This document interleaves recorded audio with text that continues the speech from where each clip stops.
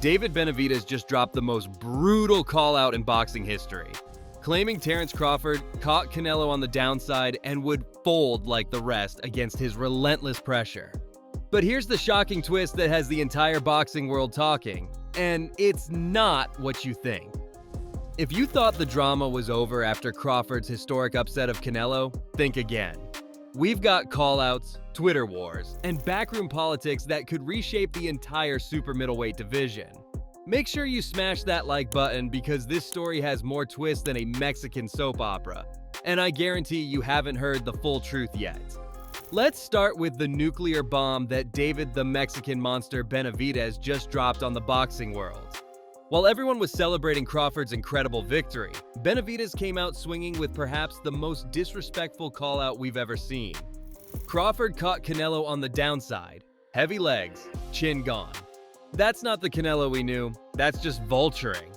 But wait, it gets worse. When asked about facing Crawford himself, Benavidez didn't hesitate. Against my pressure? Nah, he'd fold like the rest. This isn't just trash talk. This is a 30-0 undefeated monster essentially saying Crawford's biggest win doesn't count. And here's why this hits so hard. Benavidez has a point. The Mexican Monster has been calling out the faded version of fighters, pointing out that Crawford specifically targeted Canelo when his legs were heavy and his chin was suspect. Remember, this is the same Canelo who looked vulnerable against Dimitri Bivol back in 2022, and Benavidez is essentially saying Crawford waited like a vulture to pick off the scraps. But Benavidez didn't stop there. He said if Crawford wants to talk GOAT, he needs to face someone prime and hungry, not a cherry-pick farewell tour.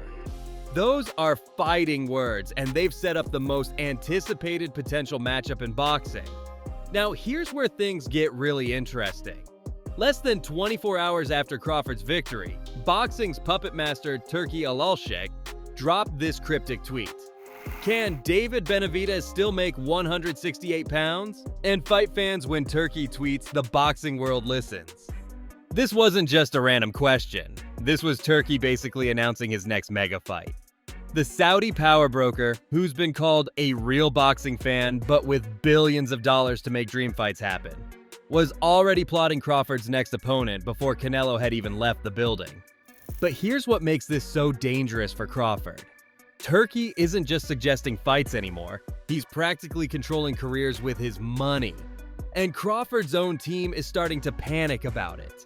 Bernie Davis, Crawford's assistant coach, literally said he was pissed off about Turki trying to control you with the money. Think about it. Turki just paid Crawford a massive fortune to beat Canelo, essentially handing him a legacy-defining win. Now he's hinting that payback time might involve facing the most dangerous fighter in the division. Will Crawford bite the hand that feeds him, or will he have to face the monster he's been avoiding? The answer came faster than a Benavidez combination. Crawford's head trainer Brian Bomac McIntyre was asked about the potential Benavidez fight, and his response was immediate. No, we ain't doing that fight. No, we're not going to vacate the belts. But why is Team Crawford so terrified of this matchup? Let's break down the numbers that have them running scared. Jose Benavidez Sr., David's father and trainer, didn't mince words. David is too big for Terence Crawford. David is young, strong, and super big for Terence Crawford. David would destroy Crawford at super middleweight. The size difference is absolutely terrifying for Crawford. Crawford himself admitted before the Canelo fight, Benavidez is 6 foot something, then he's gonna come in 190 pounds, 200 pounds probably. He's a big dude. I might as well go to heavyweight if I fight Benavidez. Even respected trainer Robert Garcia is warning Crawford to stay away. There's no way, Garcia said about Crawford taking the Benavidez fight. Crawford just got one of the biggest wins in history. He doesn't need to go out there and risk. This is too big, too strong. Here's the brutal truth. Crawford's hit-and-run tactics that worked against Canelo wouldn't be practical against Benavidez. The Mexican Monster would track him down and bag him like a rabbit in the ring. This isn't about skill, it's about physics. Crawford is a natural welterweight who just achieved the impossible at super middleweight. But Benavidez, he's a natural super middleweight who's now comfortable at light heavyweight. And here's what's really got Team Crawford shook. Boxing insiders are saying Crawford, doesn't take fights he can't win, which means he would never agree to face Benavidez. He knows his limitations. But here's where this story takes a massive turn that changes everything. After all this back and forth, all this drama about Crawford ducking Benavidez, guess what the Mexican monster just revealed? He has absolutely zero interest in going back down to 168 pounds. Speaking to Inside the Ring, Benavidez said, "To be honest, let Terence Crawford live.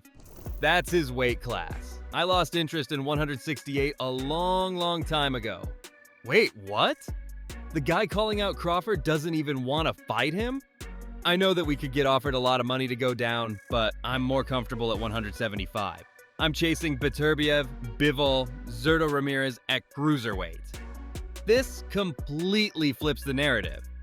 Everyone's been talking about Crawford ducking Benavidez, but Benavidez himself is basically saying thanks, but no thanks to the biggest payday in boxing.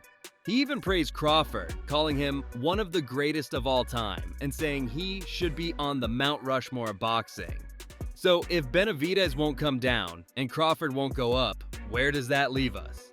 Are we witnessing the most expensive game of chicken in boxing history? Here's the deeper issue that nobody's talking about. Boxing insiders are calling Crawford selfish for not giving young lions like Benavidez and Jaron Boots Ennis their shot at greatness. Think about it.